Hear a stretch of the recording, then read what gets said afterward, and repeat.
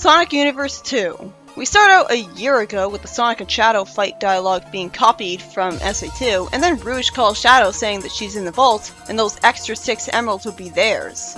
Just then, Sonic wakes up in a sleeping bag next to the force field, with Shadow saying he wants to talk outside the egg dome, with the heroes all sleeping near him. Shadow says that Rouge and him are on a support mission, so he thought Sonic would want in. Sonic at first wants to wake up the others, but Shadow says it's just a small surgical strike. Sonic spin dashes through the pavement below him and out of it to come up to Shadow, who says that Rouge is waiting at a large converted observatory. After Sonic runs off to race him, Shadow smirks a little at the challenge to go after him, which is kinda charming.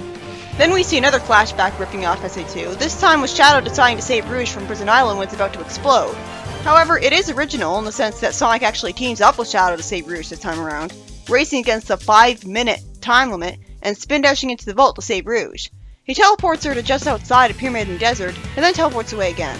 At the present day, Sonic points out that only Eggman would turn a telescope into a killer ray shooter, and Rouge warns him that this thing will vaporize his force field, camp, and half of the egg dome itself, the last of which is probably what causes Shadow to think Eggman's going nuts.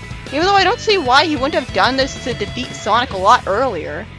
After Sonic naturally doesn't believe him about this, Rouge tries to cover her while she hacks the system. Does she have something to hack it with? How does she know hacking? Did Gun teach her? Shadow and Sonic dodge lasers, with Shadow warning her that the cannon's already moving into position. I have a question, why didn't the cannon get fired the instant it could instead of giving the heroes a fighting chance? Why did it take so long to fire that they had the time to do all this? Then we see Sonic avoiding a laser from Gamma a year ago, asking Rouge how she's coming with that key, as I wonder why we haven't really seen Gamma since, and he just disappeared after the Sonic Adventure arc. Rouge, back in the present all of a sudden, so much for that, panics in front of an electrified control console, saying that she triggered the self-destruct and can't stop the cannon. Back in the past, we see Rouge in the rocket in the pyramid, saying to Sonic that they'll find out if she can fly this thing. And then switches back to the present again. This is so disorienting, like, it's worse than at the start of the Knuckles comic with the past flashbacks. Rouge says that they may have a chance of stopping the cannon if they can break the locks where it all joins together, throwing off the angle of the shot. Then back in the past, with Sonic trying to beat Shadow to the Eclipse cannon, Sonic gets hit by a Chaos Sphere, and Rouge calls Shadow over the intercom saying she's got a video for him to see. I doubt it would be a video telling him Jiro wanted to be a savior, or else he wouldn't have needed to go into the disc to find that out again with Nicole. Unless he forgot about that? At least in the games, his amnesia was justified by him falling to Earth and getting injured. Back at the present, the heroes merely put the cannon at the angle to fire, and in the past, we see the Bio-Lizard warp away and Shadow say to Maria that he failed her because he suddenly remembers his promise to her. In the present, Shadow takes off his inhibitor rings and uses Chaos Control, just like when he did to put the Ark back in orbit, and Sonic of the present grabs him saying sweetly, "Yeah, we're not going through that again," as Shadow smiles in appreciation. Oh, that was sweet. I'm not sure what Shadow did, where he sent the cannon exactly? The moon? I guess sending it to Eggman himself to blow him up would have been too violent.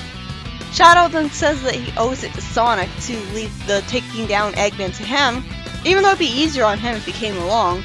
And the story ends with Shadow being a tsundere, saying that Sonic just has his respect, that's all. Wow, there's so little to say about this issue that I'm done and it's not even 4 minutes in. This issue is by Ian Flynn, and Shadow, Sonic, and Rouge stop a cannon from destroying their friends in their sleep in Eggman's genre-savvy plan that should have logically happened before they could stop it. And meanwhile, we get clumsy flashbacks telling no connected story to what the SA2 adventure was like in the comic, only giving us a vague idea of what was different. Basically, it's that Sonic was working with Rouge sometimes, makes sense since she was a good spy, and I guess Rouge used a video to make Shadow turn good that conveniently existed, instead of Amy reminding him of Maria. I have an easier time forgiving the disorienting switching to the past for brief clips here than the Knuckles comic, because here it's the SA2 story all over again with minor changes, so it makes sense that there's no whole story dedicated to telling us stuff we already know from SA2, when we could just get those minor changes shown and that's it. Whereas in the Steppenwolf story, which was much more enjoyable, we could have easily seen the whole story separate from the Knuckles storming Krakow space story, and all we would have missed out on was the cool moment where Knuckles and Krakow replaced Steppenwolf and his cousin in the same camera shot. Still, the adaptation was a bit disappointing the way it was handled here. But if we saw all of the adventure, we'd just be seeing SA2 being almost repeated redundantly in comic form. Not to mention, again, this story has the same problem as the previous issue. It's all action with very few charming moments. Like, obviously, I don't want comedy, like forced comedy, but charming moments are still good. I don't know, it just bored me like the previous one.